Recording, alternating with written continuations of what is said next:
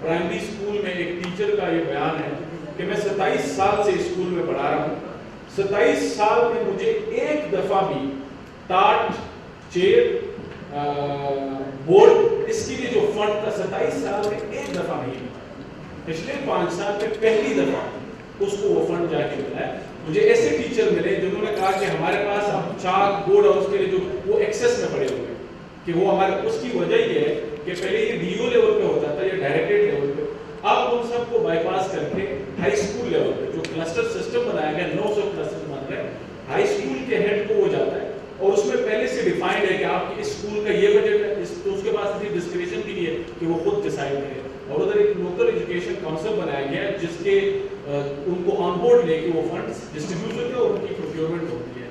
اب میں ذرا وے فارورڈ یا اس کی طرف آنا چاہتا ہوں. یہ تو وہ ریمارکیبل فیچرز تھی ہو, اور ساتھ میں ہمارے جو 22 صوبے ہیں, پنجاب ہے, سندھ ہے, کے پی کے ہے, وہاں پہ بڑی امپرومنٹ ہوئی ہے.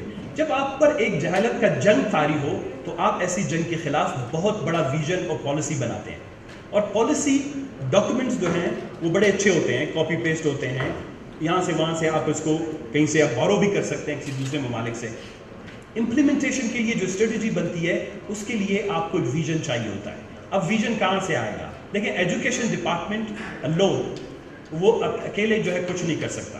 بلوچستان کے اندر ایک بہت بڑا جو فالٹ لائن ہے وہ ہے اینیول PSDP کا, جسے کہتے ہیں پبلک سیکٹر ڈیولپمنٹ پلان. وہ بنتا ہے سالانہ بیسس کی بنیاد پر, اور اسے بناتے ہیں بلوچستان کے صرف 40 سے 45 MPAs.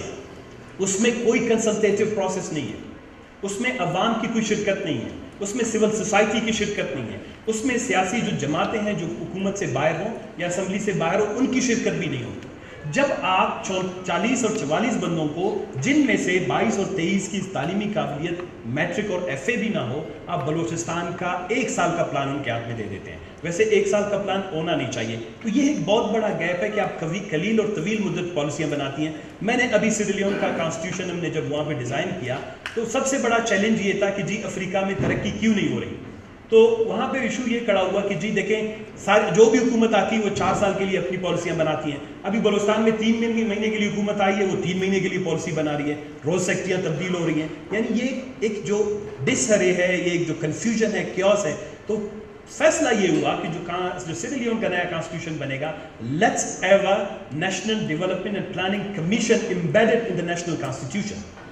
یعنی پلاننگ کمیشن کو اس طرح, چاہے وہ PND ہے یا کوئی نیشنل پلاننگ کمیشن ہے, اس کو آپ کانسٹیٹیوشن کے اندر امبیڈ کریں. پالیسی 10 سے 15-20 سال کے لیے بنائیں, ان پٹس, آؤٹ پٹس اور آؤٹ کمس کو کلیئر کریں. اور آپ جب فیصلہ کریں گے کہ بلوچستان میں جہالت ایک جنگ ہے, جہالت ایک دہشت ہے, تو میرے خیال میں پھر اس کے بعد ممکن یہ ہوگا کہ آپ اس کو ایک ویژن کے طور پر اپنائیں, پارٹیسپیٹری پروسیس بنائیں, 15 سے 20 سال کے لیے لانگ ٹرم اس کے لیے پلاننگ بنائیں. یہ 66% جو ہمارے بچے ہیں, چاہے وہ غذائیت سے محروم ہیں, تعلیم سے محروم ہیں, کیونکہ آپ غذا اور تعلیم کو ساتھ ہی لے جائیں گے. اسی لیے بہرحال کافی ممالک میں یہ پالیسیز بنی بھی تھیں کہ فیڈنگ کا سسٹم شروع کیا گیا اسکولز میں, تاکہ بچے پڑھیں, ان کا پیٹ بھی بھرے. اللہ پسیر اللہ, ہمارے بلوچی میں کہاوت ہے کہ جب تک آپ اللہ کی عبادت کریں گے جب آپ کا پیٹ بھرا ہوگا. تو عام تعلیم کے لیے بھی آپ کو غذا کی ضرورت ہوتی ہے.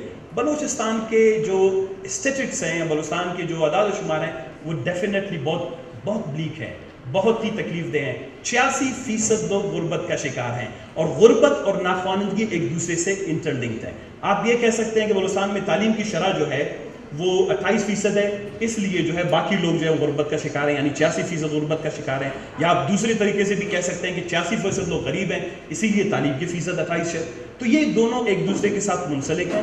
جب تک آپ نے ایک کمپریہنسو نیشنل یا پروونشل لیول پلان نہیں بنایا ہے جس میں امپاورمنٹ کو, پاورٹی کو, ایجوکیشن کو, ہیلتھ کو, امپلائمنٹ کو اور انرجی کو. بلوچستان میں 60% لوگوں کے یہاں بجلی نہیں ہے, سارے علاقے گرم ہیں, وہاں پر اسکولوں میں بچے بیٹھ نہیں سکتے. So these are like integrated. تو ایجوکیشن کو اسٹینڈ الون آپ اگر جتنا بھی فوکس کریں, جتنے بھی ریفارمز بنائیں, جتنا اچھا سیکٹری بٹائیں, جتنا اچھا منسٹر بنائیں, کیونکہ سوسائٹی کے اندر گورننس اٹسیلف, اس میں اکاؤنٹیبلٹی کا میکینزم مسنگ ہے, لانگ ٹرم پلاننگ کا جو ہے میکینزم وہ مسنگ ہے, کنسلٹیٹیو پروسیس یا مشاورتی عمل کا عمل وہ مسنگ ہے. تو ایسی جگہ پر پھر بھی میں پرامید ہوں کہ الف اعلان کو ختم نہیں ہونا چاہیے.